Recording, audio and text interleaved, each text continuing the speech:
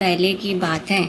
एक छोटा सा गांव जिसका नाम हरिपुर था। ये गांव पहाड़ियों के किनारे बसा हुआ था और उसके पीछे फैला था एक घना और रहस्यमय जंगल कालवन।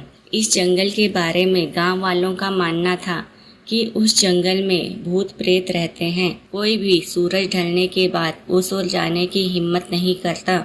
लोग कहते कि रात को उस जंगल में से अजीब सी आवाज़ें आती हैं, हंसी, चीखें, पेड़ों की सरसराहट और कभी कभी तो चमकती हुई आंखें भी दिखती थी।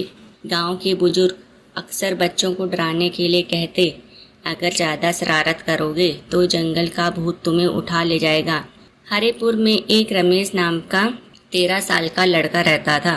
वह साहसी, बुद्धिमान और बहुत ही जिज्ञासु था। वह उन बातों पर विश्वास नहीं करता जो बिना तर्क के कही जाते। जंगल के भूत की कहानी उसे हमेशा झूठी लगती थी।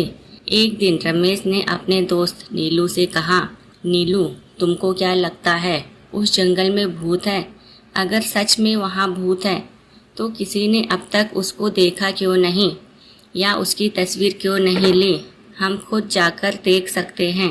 नीलू ने डरते हुए कहा, पागल हो क्या? सबको पता है कि जो भी वहाँ गया वो कभी वापस नहीं आया। रमेश ने मुस्कुराते हुए बोला, तो फिर यह भी तो हो सकता है कि वहाँ कुछ और हो, कोई ऐसा रहस्य जिसे कोई जान नहीं पाया। रमेश ने तय कर लिया कि वह कालवन के रहस्य को सुलझाएगा। वह अपने साथ एक टॉर्च, पानी की बोतल, कैमरा और थोड़ा खाना लेकर जंगल की ओर चल पड़ा।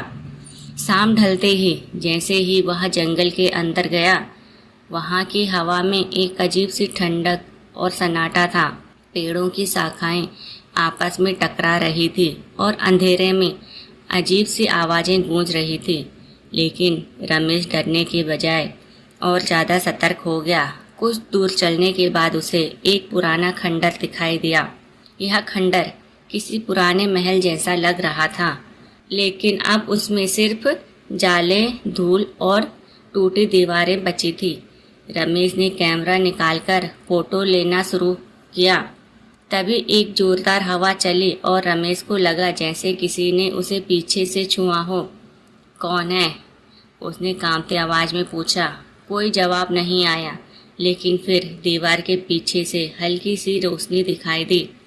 रमेश धीरे धीरे उस रोशनी की ओर बढ़ा। वहां पहुंचकर उसने जो देखा उससे उसकी आंखें खुली की खुली रह गई। खंडर के अंदर एक बूढ़ा आदमी बैठा था। लंबी दाढ़ी, गंदे कपड़े और आसपास बिखरे हुए अजीब उपकरण। रमेश ने पूछा, आप कौन है? बूढ़ा आदमी चौंका, फिर मुस्कुराया। तो तू है बच्चा जो जंगल के भूत से डरता नहीं? रमेश हैरान हुआ। तो आप ही वो भूत हैं? बूढ़ा आदमी बोला। लोग मुझे भूत समझते हैं क्योंकि मैं इस जंगल में अकेला रहता हूँ। मैं प्रोफेसर रघुवीर हूँ, एक वैज्ञानिक। सालों पहले मैंने इंसानों से दूर रहकर प्रकृति और विज्ञान पर शोध करने का फैसला किया। लोग मुझे भूल गए और मेरी जगह एक भूत की कहानी बना दी। रमेश ने चारों ओर देखा। वहाँ कुछ मशीनें थी, कुछ कैमरे और कुछ पिंजरे जिनमें घायल जानवरों का इलाज हो रहा था। प्रोफेसर रघुवीर बोले, मैं यहाँ जंगल की रक्षा कर रहा हूँ। कुछ लोग इस जंगल को काटकर प्लांट बनाना चाहते हैं, लेकिन मैंने डर फैलाकर उन्हें भगा दिया। रमेश ने कहा, आपने अच्छा किया, लेकिन क्या गांव वालों को यह सब नहीं जानना चाहिए? प्रोफेसर बोले, लोग डरते हैं इसलिए पूछते ही नहीं, लेकिन अब तुम जान गए हो, क्या तुम मेरी मदद करोगे? रमेश ने तुरंत हाँ कर दी। रमेश अगले दिन गांव लौटा और अपने दोस्तों को सारी बातें बताई। पहले तो किसी ने उस पर विश्वास नहीं किया, लेकिन जब रमेश ने कैमरे से फोटो और वीडियो दिखाए तो सब चौंक गए।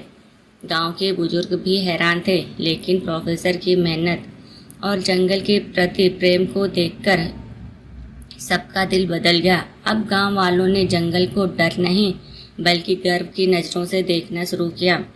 कुछ महीनों बाद गांव में एक छोटा जंगल रिसर्च सेंटर बना, जहां प्रोफेसर रघुवीर और रमेश ने मिलकर बच्चों को पर्यावरण, जानवरों की देखभाल और विज्ञान की शिक्षा देना शुरू कर दिया।